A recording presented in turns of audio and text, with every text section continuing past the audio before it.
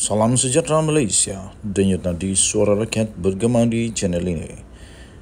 Jangan lupa tekan butang subscribe, like dan share. Malaysia kita punya, cintai Malaysiaku, kita jaga kita.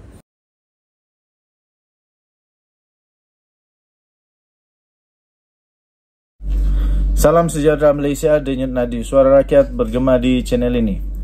Pengundi kini wajib tolak Sanusi dan parti yang diwakilinya. Ini satu ulasan terbaru yang memang cukup menarik, cukup istimewa untuk dikongsikan daripada Sahabuddin Hussein, sahabuddin.com.net. Pengundi kini wajib tolak Sanusi dan parti yang diwakilinya.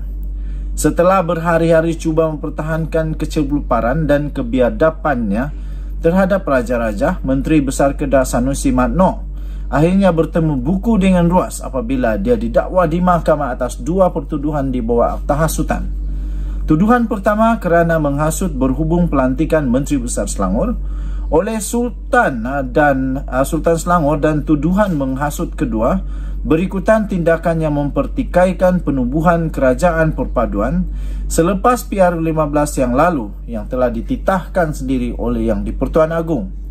Berdasarkan kedua-dua pertuduhan itu, Sanusi didakwa telah melakukan perbuatan yang mempunyai kecenderungan menghasut dengan menyebut perkataan-perkataan yang mempunyai maksud untuk membangkitkan perasaan tidak setia terhadap Raja-Raja.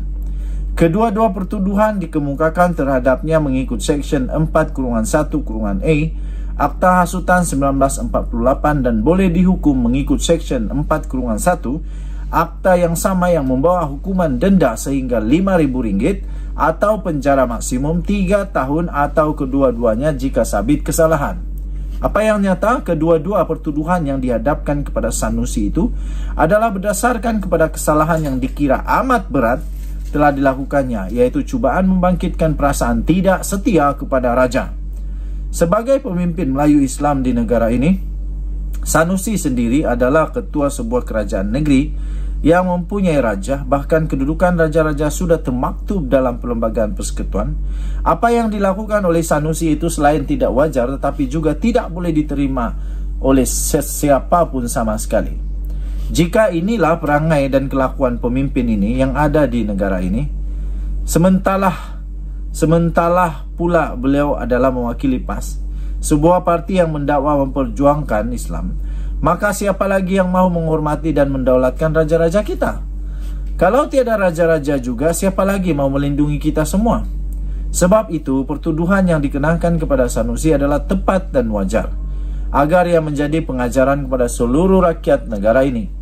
Dalam hal ini, titah Sultan Selangor semalam yang menyatakan isu Sanusi masih belum selesai walaupun setelah Pesuruhjaya PAS Negeri menghadap Baginda haruslah menjadi renungan dan pedoman yang berpanjangan kepada seluruh rakyat Malaysia.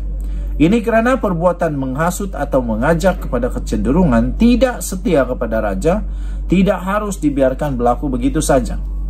Dengan pemimpin sendiri sanggup melakukan hal yang tidak baik terhadap Raja, ia lebih mungkin mendorong rakyat biasa melakukan hal yang sama. Dalam konteks PRN yang bakal tiba ini, ia adalah masa terbaik dan menjadi kewajipan kepada pengundi untuk menolak Sanusi dan parti yang diwakilinya di mana saja mereka meletakkan calonnya. Sudah sampai masanya perbuatan Sanusi ini dihukum.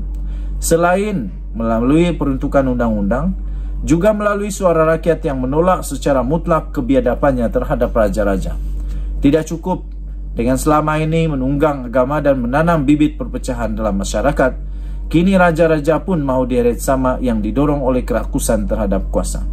Begitulah kelakuan dan parti yang mendakwa memperjuangkan ini. Ditulis oleh Sahabuddin Hussein 18 Julai 2023. Denyut nadi suara rakyat bergema di channel ini. Jangan lupa tekan butang subscribe, like dan share. Malaysia kita punya, cintai Malaysia aku, kita jaga kita. Kita jumpa lagi. Salam sejahtera Malaysia, selamat petang. Bye-bye. Salam sejahtera Malaysia, denyut nadi suara rakyat bergema di channel ini. Di sebalik semua suara-suara sumbang, suara-suara sumbang yang duk hentam PDRM dan banyak lagi lah dipersoalkan kenapa Sanusi ditahan, ditangkap di hotel ketika jam 3 pagi. Semua orang tak tahu cerita sebenar tapi duk bising. Akhirnya rupanya dia kena tangkap pukul 3 pagi itu sebab salah dia juga. Itulah, bila otak dah berkarat jadilah begitu. Sebenarnya Ketua Polis Negara akhirnya membocorkan dan memberikan sebab kenapa Sanusi ditangkap pada awal pagi. Rupa-rupanya Sanusi ditahan awal pagi lepas semua panggilan polis kena reject. Kenapa Sanusi reject? Sambutlah. Polis hari ini menjelaskan Muhammad Sanusi Madnur ditangkap pada awal pagi selepas beberapa panggilan telefon yang dibuat kepada Menteri Besar sementara Kedah itu ditolak. Menurut Ketua Polis Negara Razarudin Hussain, pihak berkuasa pada awalnya meminta bantuan daripada Kedah semalam. Namun ahli politik terbabit didapati tiada di negeri itu. Kemudian katanya mereka mendapat tahu Sanusi akan hadir dalam satu program bersama Astro Awani pada 10 malam. Namun pemantauan yang dibuat mendapati tiada kelibat Sanusi pula di situ. Jadi memanglah bikin takut lah. Mungkin polis pun mengambil tindakan sebelum apa-apa terjadi, baik pergi tangkap dia cepat. Justeru usaha menghubungi Sanusi bagi memaklumkan keperluan dia untuk hadir di mahkamah telah dibuat melalui telefon. Tetapi ia tetap gagal apabila semua panggilan berkenaan ditolak. Panggilan juga dibuat kepada Setiausaha Sulit Kanan dan Setiausaha Politik beliau pun semua panggilan tersebut direject, katanya pada satu sidang media khas di Bukit Aman pada petang tadi. Turut hadir ialah Timbalan Ketua Polis Negara Ayub Khan Maidin PC. Jelas Razarudin, berdasarkan laporan berita Sanusi mendakwa dia tidak dimaklumkan akan dihubungi, dia tidak dimaklumkan akan didakwa. Dia tidak dimaklumkan akan didakwa. Namun sebenarnya usaha polis menghubungi pengarah pilihan raya PN itu yang ditolak.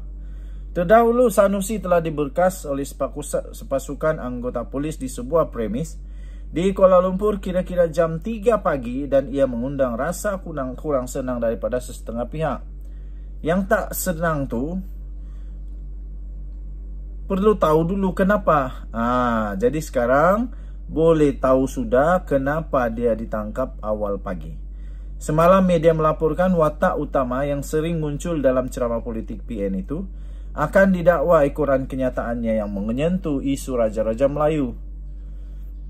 Pada 11 Julai yang lalu di Selayang, Sanusi menyampaikan ucapan antara lain mendakwa yang di Pertuan Agong tidak menitahkan pembentukan kerajaan perpaduan. Dia juga membandingkan peranan Sultan dalam pelantikan Menteri Besar di Kedah serta Selangor. Ia kemudiannya telah mendorong pelbagai pihak untuk mengadukan ucapan Sanusi itu kepada polis. Antara mereka adalah termasuklah daripada ahli Dewan Diraja Selangor sendiri yang menggesa pihak berkuasa bertindak ke atas ahli politik terbabit.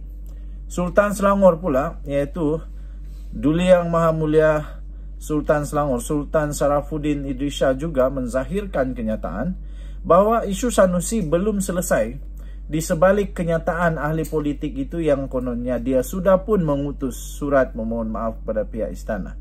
Tapi memang betul dia sudah mengutus surat dan walaupun begitu Sultan Selangor bertitah bahawa isu itu belum selesai. Kata Razarudin, arahan untuk mendakwa Sanusi hari ini diterima daripada Jabatan Peguam Negara semalam.